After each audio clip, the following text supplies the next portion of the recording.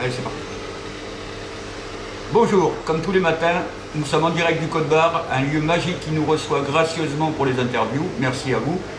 On va remercier aussi, je commence toujours par les remerciements, la BD Corsair qui eux aussi nous reçoivent, mais eux reçoivent les artistes qui jouent gracieusement toujours. On va remercier également Osmose Radio, la seule et la vraie, l'unique web radio qui consacre son mois de juillet totalement au off. Et évidemment notre ami Olivier, de Quelle Ambiance Télévision, toujours présent, fatigué mais toujours là. Merci à toi. Et on va remercier, mais on les remerciera un petit peu plus tard, nos deux invités. Alors c'est deux invités, mais c'est une seule compagnie. Tout à fait. Oui. C'est un duo qui s'appelle Mademoiselle Cetrio. Alors ça, il faut venir voir voilà, le spectacle. j'ai posé la question et j'ai pas eu le droit. Voilà, il faut venir voir, c'est impératif. Alors, oh là là, c'est la fatigue. En la personne de Carole et de Serge. Alors, première question, vous êtes de Marseille. Tout à fait. Oui. C'est votre premier festival ou pas? Premier festival d'Avignon en tant que chanteur. On a déjà vu une belle fois en tant que spectateur. Et moi j'y ai bossé aussi pour une web télé, donc voilà. Donc, mais chanteur comme ça, non, c'est la première fois. C'est votre premier spectacle ou il y en a eu d'autres? Notre premier spectacle ensemble. On a fait des tas de spectacles séparément avant. Et puis là, on se retrouve sur ce spectacle pour la première fois, mais pas la dernière. Alors, c'est clair. quand, comment votre rencontre? Oh, c'était déjà il y a pas mal de temps déjà maintenant. Et ça va faire 2 ans pratiquement. On était tout jeunes. En fait, Vous l'êtes toujours, vous l'êtes toujours. Carole présentait une scène ouverte, j'en présentais aussi ailleurs, je suis allé la voir, on a sympathisé, puis on a eu envie de travailler ensemble. Voilà, tout simplement. Voilà. Elle avait un projet, on a un peu modifié pour que je rentre dedans, et puis c'est devenu finalement Mademoiselle Cetrio. Promis, demain, j'arrête. Je vous l'espère pas. Alors justement, quand on arrive, c'est une comédie musicale. Exactement. À 2 personnes. Alors moi, quand on parle comédie musicale, je pense à une production quand même un petit peu très lourde, énorme, beaucoup de comédiens, chanteurs. On aimerait, si on a demain un petit peu de sous, peut-être qu'on va prendre des musiciens et des danseurs. Mais le Pourquoi pas. problème, vous à 2, c'est que c'est pas un problème du tout, c'est que ça passe très très bien. Bah, c'est-à-dire à deux, on fait le travail de 50. C'est clair. Ça coûte moins cher à la production. Exactement. C'est vrai. Mais il y a du costume, comme dans les comédies C'est musicales. pour ça qu'au principe, à tous les artistes qui passent ici, on leur demande de faire un petit quelque chose. Vous non, parce que je sais que c'est un travail en amont qui est assez Ouais, important. ça serait compliqué. Et tout. Ah oui, tout à fait. Des tas de chansons que tout le monde connaît, c'est des reprises, donc tout le monde les aime, tout le monde les reprend ces chansons avec nous. Mais effectivement, ce qui fait le plus, c'est l'histoire évidemment, puis les changements de costumes, c'est ce qui fait rigoler. Il y a les chansons que tout le monde connaît pour mettre l'ambiance, et puis l'histoire et les costumes, le visuel. Ce qui fait qu'on plaît également là, aux petits. Hier, une petite fille, elle avait même pas 1 an, quoi. Elle était folle du spectacle. Voilà, c'est multi-génération. Ah oui, Ah là, oui, complètement. Alors, vous étiez avec nous dans la galère au début. Ah ouais. En bien ramant, vous avez transformé la galère en joli bateau. Voilà. Sur Un bateau corsaire. Ouais, un bateau corsaire, ouais. Et surtout, en plus, curieux hasard, la vie est vraiment belle, puisque des fois on fait des rencontres auxquelles on ne s'attend pas et on se retrouve dans un joli projet comme ça nous est arrivé. Donc voilà, c'est la vie qui a fait ça. Voilà. Donc, question que j'ai posée aussi à une personne un petit peu avant vous. Vous êtes content de votre festival pour le premier? Ah bah oui, tout à fait. Alors c'est sûr, c'est très différent de ce qu'on avait prévu quand on est monté sur Avignon la première fois. C'est très très différent, mais c'est l'éclat total tous les soirs. Ouais. On a un super public en général, ils sont réceptifs. Un excellent retour. Oui, Tout à fait. Et aussi bien ceux qui sont venus pour nous, ou ceux qui sont venus pour le restaurant, qui n'étaient même pas au courant qu'on était là, tout le monde repart en disant que c'est super, continuez, on a la pêche, on s'amuse. Ouais. Alors juste, est-ce que vous pensez que ça a été un plus pour vous de justement ne pas être formaté dans un théâtre Non, c'est pas un plus, c'est ni un moins, c'est vraiment différent. C'est pas, d'ailleurs, c'est même pas exactement le même spectacle qu'on joue. On a fait une version simplifiée pour s'adapter à la clientèle et au lieu. à la clientèle, au lieu, le fait d'être autour des tables. Donc on a simplifié le spectacle, il a été raccourci, donc c'est pas la même chose exactement. Au théâtre, ça aurait été un bonheur total, et là, c'est un autre bonheur total. C'est pas plus, c'est pas moins, c'est vraiment différent. Parce que ça doit être très dur quand on a un spectacle qui est rodé et où il y a 1 heure, je sais plus combien vous avez. Pratiquement 1 heure et demie. 1 heure et demie qu'il faut couper dedans. Quoi. Alors on est passé à 55 minutes. c'est pas facile. C'est pas facile d'avoir les automatismes au niveau des textes aussi, parce que forcément, après tel mot, on sait ce qu'il y a, là, après tel mot, il y a autre chose. Donc c'est plus difficile, mais maintenant, ça y est, ça C'était une refonte complète ou non, ou juste on a un petit peu... Non, c'est des découpes. Des parties qui étaient moins essentielles à l'histoire, ou qui étaient essentielles, mais du coup, on a squeezé des parties pour simplifier, justement. Donc ce sont plus des sauts et quelques petites phrases qui permettent de faire de nouvelles liaisons pour ramener tout ça. Et ce qui nous a aussi sauvés, c'est qu'on a une super complicité.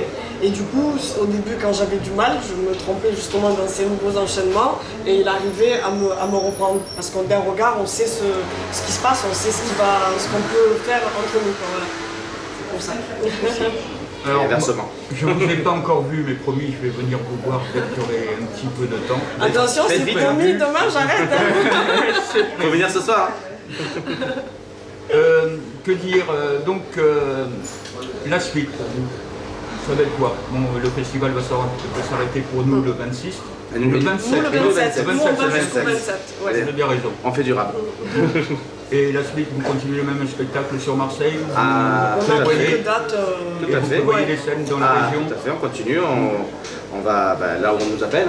On a quelques programmations jusque 2015, par exemple sur Perpignan, peut-être Montpellier en projet aussi, Carnoux en Provence, donc Marseille à nouveau.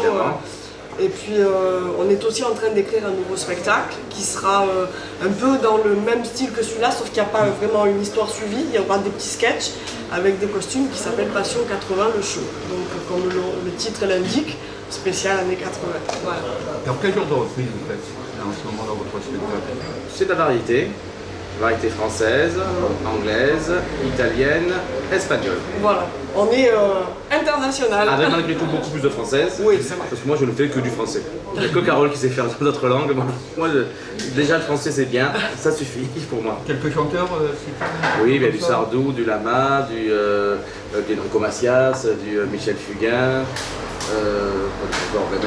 Il est encore plus récent Thierry Hazard par exemple. Ben moi j'ai Luis Miguel, Eros Ramazzotti, Eurythmics, Dalida, puisque c'est l'ouverture du titre, Bonnet M, donc moi j'ai plutôt le côté qui fait danser et Serge plutôt le côté rigolo. Réfléchir, oui. Moi je suis là un peu plus sérieuse, je suis moins excentrique que Serge. Le clown c'est moi. Voilà. Le clown c'est Serge. Alors justement on en vient à ça, parce que à vous voir on a l'impression de voir le clown blanc et l'Auguste. C'est exactement ça. Oui, on nous le dit tout le temps. Tout à fait, c'est ça. Dans le spectacle, Carole sera le clown blanc, je serai l'Auguste. Est-ce que dans un prochain spectacle vous allez continuer sur le même système ou alors vous allez complètement changer en disant on va faire autre chose, mais complètement autre chose? Dans le prochain Passion 80, le show, c'est différent parce qu'il n'y aura plus d'histoire, c'est plus une comédie musicale, c'est un show, des chansons, avec sur certaines chansons des petits sketchs. Moi je dirais c'est un peu, j'ai déjà fait un spectacle comme ça pour les années 70, c'est un peu dans l'esprit des émissions des Carpentiers qu'on veut dire ça. Ah oui. Voilà. Donc évidemment comme les sketchs seront indépendants les uns des autres, parfois elle sera le plus blanc, parfois elle sera l'Auguste, parfois d'autres personnes qui joueront avec nous feront d'autres choses. Donc il n'y aura plus un rôle précis. Donc forcément, il y en aura plusieurs choses à jouer. Et je sais que c'est très compliqué, il y en a qui disent ouais c'est facile, on met un sketch, une chanson. Non, c'est ce qu'il y a de plus dur. Oui. Tout à fait. Parce qu'il faut qu'il y ait une interaction entre les deux. En plus, quand vous êtes plusieurs personnages, il faut que la personne derrière elle fasse autre chose. Non, je comprends que c'est... Mais comment on arrive à faire ça? Comment on arrive à dire tiens on va faire ça? On va faire une comédie musicale alors qu'on peut très bien rester sur sketch chanson ou sketch tout court ou chanson tout court. En fait, ces trios avaient commencé à exister comme un tour de chant, je dirais classique, dans lequel je n'étais pas. Carole était avec d'autres amis à elle. Et puis elle m'a dit un jour, viens, faire quelques chansons. Et je lui ai dit, ouais, si je viens comme ça va pas être terrible. Allez, je viens, mais je fais des petits sketchs pour déranger le spectacle. Et puis finalement, quand on s'est retrouvés tous les deux, on m'a dit, bon, on va continuer dans cette optique-là, mais à la place de faire quelques sketchs pour déranger le spectacle, on va vraiment faire l'histoire entière. Et vous vous situez comment alors? Plus comédien-chanteur ou chanteur-comédien? Oh, je pense que là c'est pareil. Dans ce spectacle-là, on est plus chanteur-comédien, parce que je dirais en termes de temps de chant, il est supérieur au temps de comédie.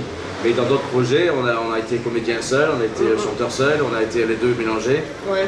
Donc, allez. Est-ce que vous préférez comédien ou chanteur? Ah, moi je préfère pas. Non, j'aime beaucoup les deux. Et c'est pour ça que dans ces projets-là, je m'éclate parce qu'on fait les deux justement. Parce que vous l'avez postulé, c'est vraiment dans votre nature en disant voilà, j'aime bien chanter, j'aime bien jouer, les deux vont bien ensemble, ou c'est quelque chose qui s'est greffé naturellement, ou c'est vraiment inné, voilà. Enfin, je sais pas, mais parce qu'on a bossé pour y arriver. Oui, franchement, oui. Moi, honnêtement, j'ai eu du mal. Jamais. Oui, toi, tu es plus chanteuse à la base. J'étais beaucoup plus chanteuse que comédienne, et au début, pour moi, c'était carrément pas gagné. C'est-à-dire que dans mon esprit, jouer la comédie, je savais pas faire. Lui parler, le jeter dehors, pour moi, c'était lui manquer de respect. Il a fallu que j'imprime dans ma tête que c'était un rôle, que je lui manquais pas de respect dans la vraie vie. Alors que maintenant, elle me jette dehors, mais même dans la vraie vie. Hein. Donc, du coup, non. Il n'y a plus de problème maintenant. Non, c'est pas un petit peu indiscrète, vous n'êtes pas en relation, vous êtes juste professionnel et amical. Voilà, tout à fait.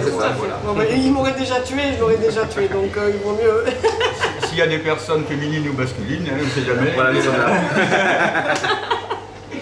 Alors on va simplement rappeler vous jouez à quelle heure? À 19h30, à la baie des Corsaires, c'est donc au Mistral 7. Voilà, zone commerciale de la Cristole, en face le McDo, on va dire. Puisque je répète à tout le monde, vous ne trompez pas de restaurant. On peut pas, déjà, on ne peut pas le rater. Et moi, vraiment, je leur tire encore une fois, je sais que tout le monde l'a fait, donc je vais un peu radoter, mais je leur tire mon chapeau parce que ils ont pris carrément une troupe sans jamais avoir entendu personne.